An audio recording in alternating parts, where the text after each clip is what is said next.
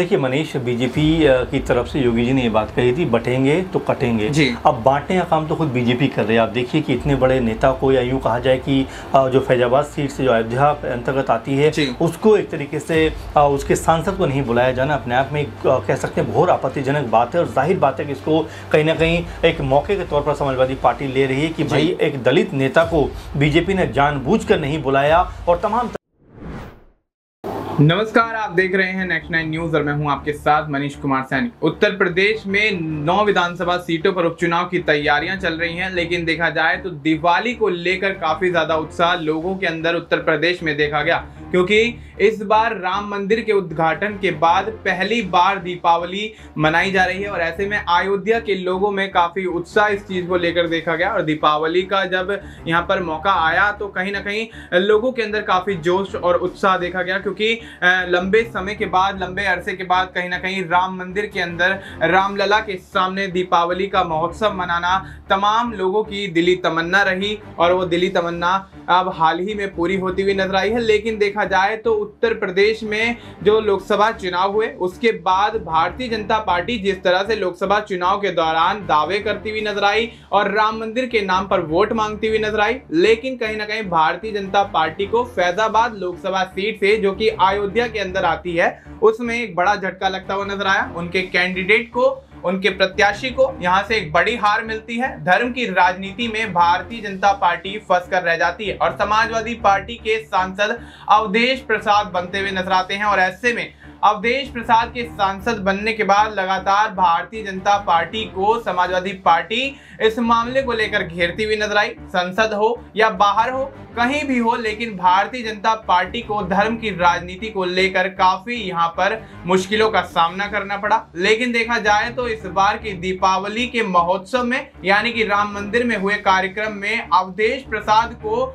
यहां निमंत्रण नहीं दिया गया। और ऐसे में कार्ड के माध्यम से जो निमंत्रण दिए जा रहे थे उसमें अवधेश प्रसाद का नाम नहीं था, जो कि अयोध्या के फैजाबाद लोकसभा सीट से सांसद चुने गए। लेकिन ऐसे में अब भारतीय जनता पार्टी के खिलाफ समाजवादी पार्टी पूरी तरह से मोर्चा संभालती हुई नजर आ रही है। और ऐसे में भारतीय जनता पार्टी द्वारा अवधेश प्रसाद को राम मंदिर में न्योता नहीं देने पर सियासत काफी ज्यादा गर्माती हुई नजर आ रही है। इस मुद्दे पर विस्तार से चर्चा करेंगे। हमारे साथ हमारे वरिष्ठ सहयोगी अमन सर मौजूद हैं। सर, बहुत बहुत स्वागत है आपका।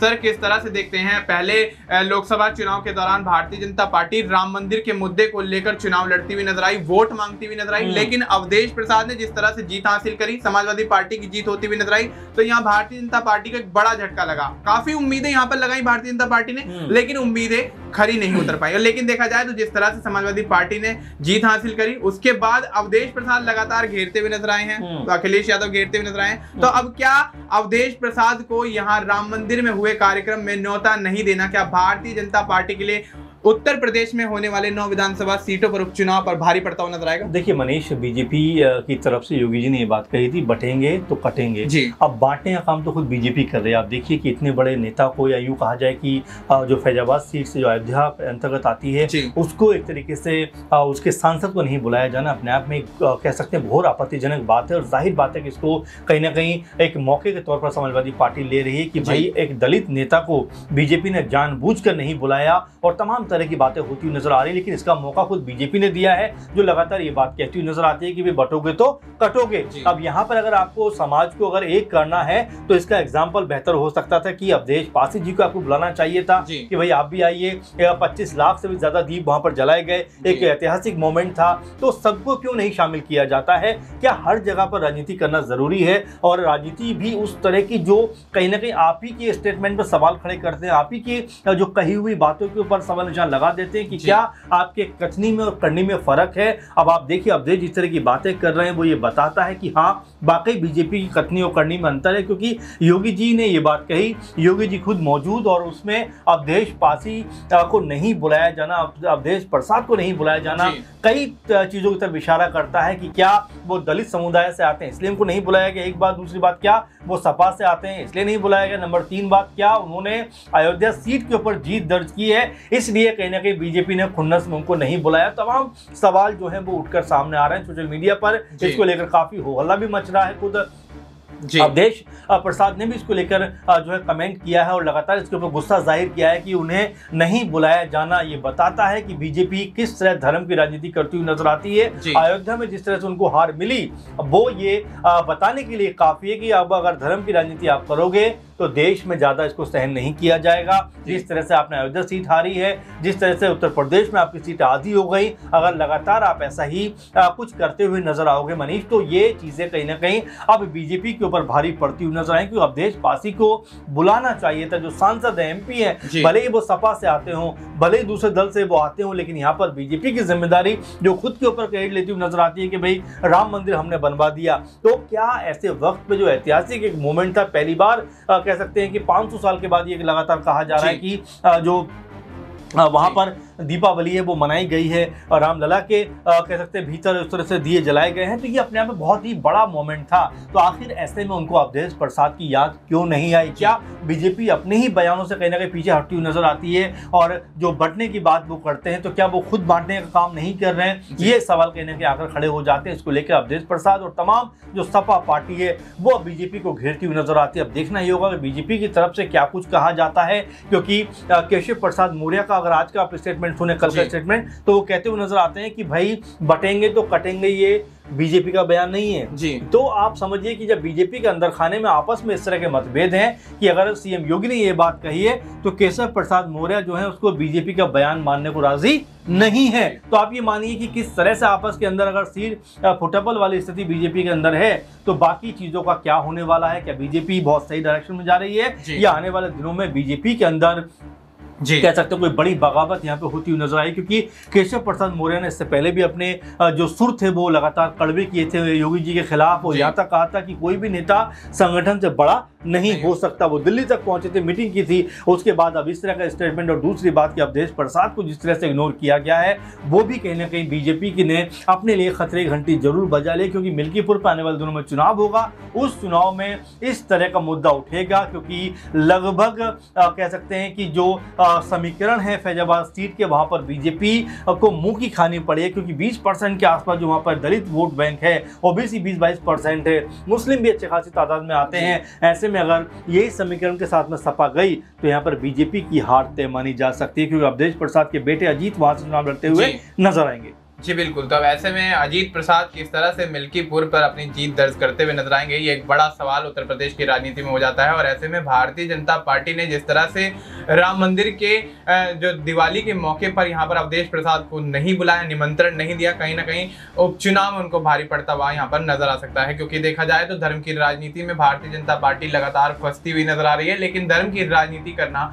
यहाँ पर भारतीय जनता पार्टी छोड़ नहीं रही है। तो इसका कहीं ना कहीं खामियाजा उपचुनाव में यहाँ पर भारतीय जनता पार्टी को उठाना पड़ सकता है। लेकिन सर अगर बात की जाए थोड़ा समय पहले अगर हम चलते हैं तो 22 जनवरी को जब राम मंदिर का उद्घाटन हुआ था, रामलला जब विराजमान हुए थे राम मंदिर के अंदर, तो उस दौरान ये भी कहा गया था विपक्षी दलों द्वारा, विपक्षी नेताओं द्वारा कि राम मंदिर के उद्घाटन के मौके पर, इतने बड़े अवसर पर यहाँ देश की राष्ट्रपति द्रौपदी मुर्मू को यहाँ निमंत्रण नहीं दिया गया। तो क्या यहाँ पर वो दलित हैं इस वजह से यहाँ पर उनको नहीं दिया गया? तो यही चीज अब कहीं ना कहीं अवधेश प्रसाद के साथ होती हुई नजर आई। तो क्या अभी भी दलितों से यहाँ पर दूर भागती हुई भारतीय जनता पार्टी नजर आ रही है? बिल्कुल मनीष, और देखिए मैं जब शुरू मैंने कहा कि कहीं ना कहीं बीजेपी ने एक मौका दे दिया कि भाई क्या वो दलित नेता इसलिए उनको नहीं बुलाया गया क्योंकि राष्ट्रपति जी को भी लगातार यही कहा गया था कि भाई उनको नहीं बुलाया जाना, क्या दलित से कहीं ना कहीं जोड़कर देखा जा रहा था। अब जिस तरह से बीजेपी ने फिर जो किया है तो कहीं ना कहीं बीजेपी के ऊपर ठप्पा लगता हुआ नजर आ रहा है कि दलितों के साथ में जो वो प्रेम दिखाने की बात करते हैं वो प्रेम सिर्फ कथनी का है, करनी का नहीं है। क्योंकि अवधेश प्रसाद जो सांसद है वहां के, जाहिर बात है कि उनको बुलाया जाना चाहिए था। और बीजेपी की फजीयत काफी हुई थी उस वक्त भी जब राष्ट्रपति जी को लेकर ये कहा गया था कि भाई क्या वो दलित समुदाय से हैं इसलिए आप उनको नहीं बुला रहे, और क्या वो इस तरीके से कहा जाए कि जिस तरह बीजेपी ने सारा का सारा प्रोग्राम जो था अपने हैंडल कर लिया था, अपने हाथों में कर लिया था, अपने आप को कहने के सामने पेश कर दिया था, इसीलिए उनको नहीं बुलाया गया। यानी कि एक चीज के कहीं के मायने निकाले जा रहे थे, लेकिन सबकी वजह कहने में बीजेपी है कि अब अवधेश प्रसाद को अगर नहीं बुलाया गया है तो उसकी भी वजह कहने नजर आती है कि दलित नेता के तौर पर नहीं बुलाया गया या वो सपा से आते इसलिए नहीं बुलाया गया। लेकिन सबसे बड़ी बात कि वो इस समय अयोध्या फैजाबाद सीट के सांसद हैं, ऐसे में उनको बुलाया जाना जरूरी था, और वो भी ऐसे खास मौके पर जब इतने सालों के बाद रामलला विराजमान हो गए, प्राण प्रतिष्ठा हो गई, मंदिर का उद्घाटन हो गया और उसके बाद पहली बार दीपावली मनाई जा रही थी, उस वक्त उनको नहीं बुलाया जाना कहीं ना कहीं कई चीज़ों की तरफ इशारा करता है। और ऐसे में बीजेपी के पास क्या वाकई इसका कोई जवाब है कि दलित होने के नाते उनको नहीं बुलाया गया, या सपा से वो सांसद इसलिए उनको नहीं बुलाया गया? तो बीजेपी को यहाँ पर स्थिति को स्पष्ट करना पड़ेगा, क्योंकि यहाँ पर अवधेश प्रसाद ने जो अब कह सकते हैं आरोप लगाए हैं अपने बयानों के जरिए, वो बेहद गंभीर नजर आते हैं। क्योंकि उनके शहर में, उनके जिले में, उनके ही क्षेत्र में जहाँ से वो सांसद है, अगर इस तरह के कार्यक्रमों में उनको अनदेखा किया जाएगा तो बिल्कुल कहीं ना कहीं जो टीस है वो निकल कर बाहर आएगी। और यही बात अवधेश प्रसाद कहते हुए नजर आ रहे हैं कि मुझे जिस तरह से इग्नोर किया गया है, वो कह सकते हैं कि दलितों के प्रति बीजेपी का जो व्यवहार है उसको फिर सामने रखता है कि दलितों को प्यार करने की जो बात कहते हैं या उनसे लगाव रखने की जो बात कहते हैं वो सिर्फ दिखावा है। सच ये है कि बीजेपी नहीं चाहती कि दलितों को कोई मान सम्मान मिले, इसीलिए अवधेश प्रसाद को इस तरह के कह सकते हैं कार्यक्रम में नहीं बुलाया गया। यहाँ पर सीएम योगी का जो बयान मैं एक बार फिर कोट करूं कि वो ये कहते हुए नजर आते हैं, बटोगे तो कटोगे। तो यहाँ पर उनको समाज को बांटने का हक नहीं है। जब वो ये बात कहते हैं तो समाज को लेकर चलने का हक है, आपको एग्जाम्पल सेट करने का हक है। आप जब ये बात कहते हो कि बढ़ जाओगे तो कोई भी आपको काट देगा, आपको कैसा कर देगा, वैसा कर देगा, तो यहाँ पे आपको एग्जांपल सेट करने की जरूरत थी।